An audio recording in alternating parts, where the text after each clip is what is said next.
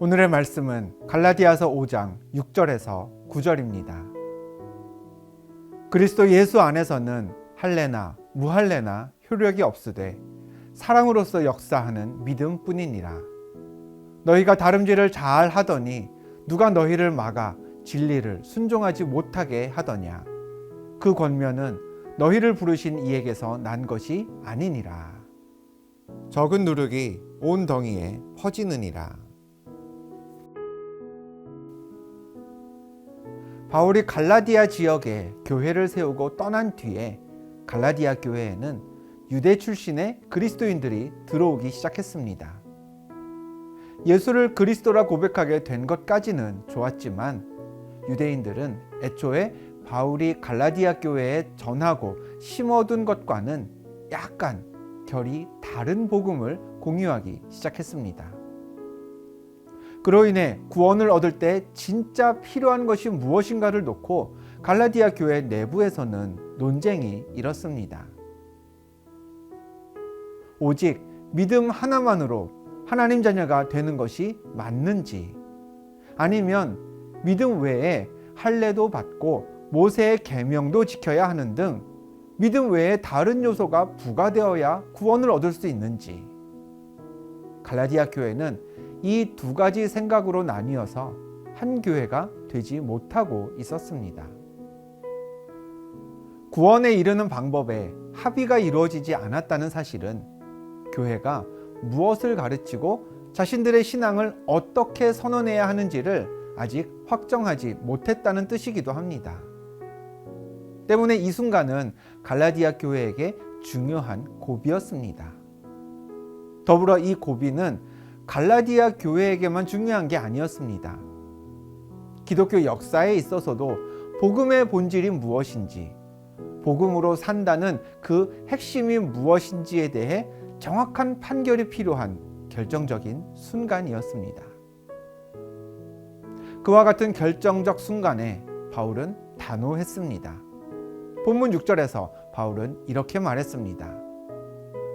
그리스도 예수 안에서는 할례나 무할례나 효력이 없으되 사랑으로서 역사하는 믿음뿐이니라. 구원의 길은 하나, 오직 믿음뿐입니다.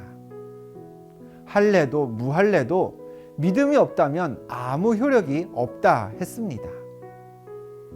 본문이 밝힌 것처럼 믿음에 플러스 알파는 필요 없습니다.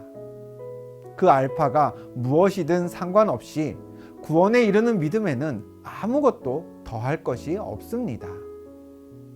피조물인 우리는 예수를 그리스도라 믿는 것, 그 믿음 하나로 구원에 이르고 또 하나님 자녀가 됩니다. 인종, 피부색, 언어, 문화, 이념이나 가치관 등 그것이 무엇이든 예수 그리스도를 믿음으로 인한 우리의 구원에 다른 조건이 더해질 필요는 없습니다.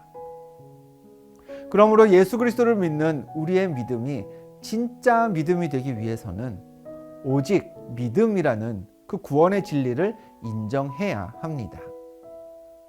하나님은 그 누구도 믿음 외의 것으로 판단하지 않으신다는 원칙이 분명해야 모든 사람을 사랑하시는 하나님의 은혜를 이해할 수 있습니다.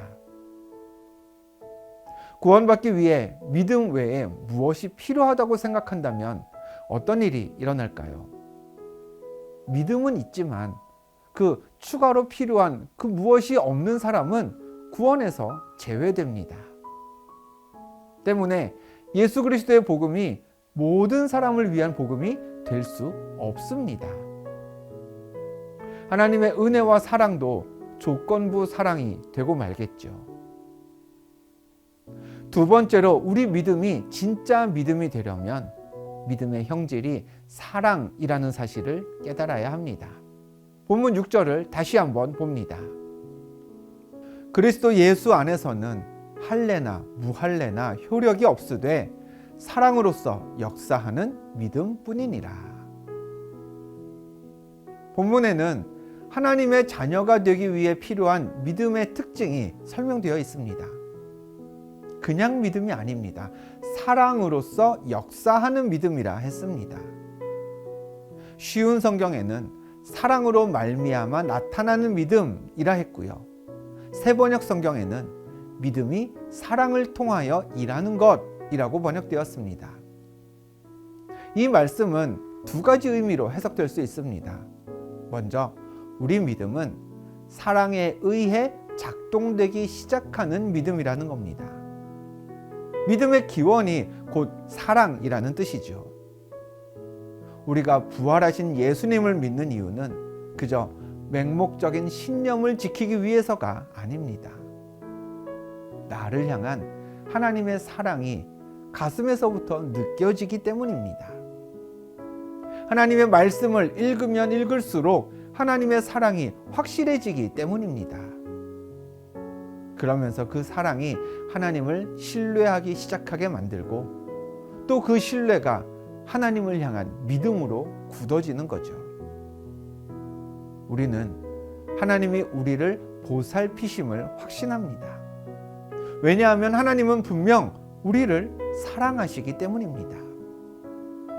또 우리는 하나님이 최후의 승리를 우리에게 주심 또한 확신합니다.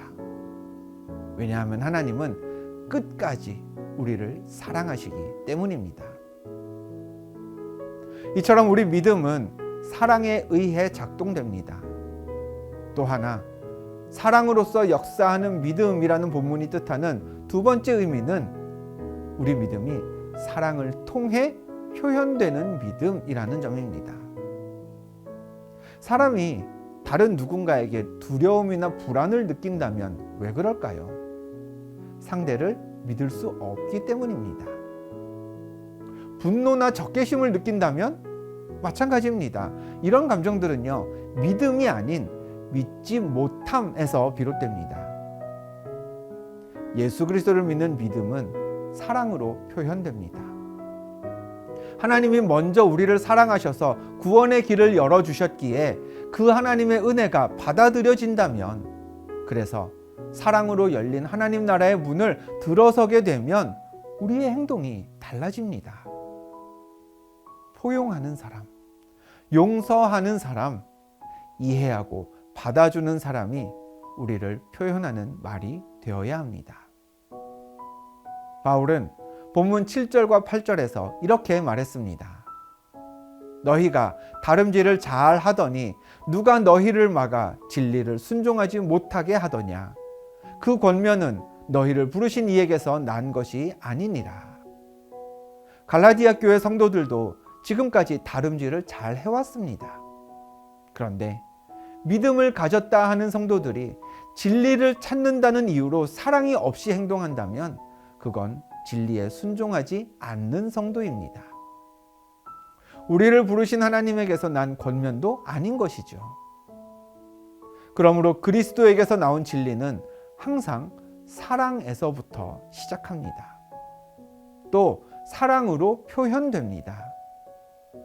구원에 믿음이면 충분하냐 아니냐로 나뉘던 갈라디아 교회도 결국 필요했던 건 그 믿음의 진실함을 드러내는 사랑이었습니다.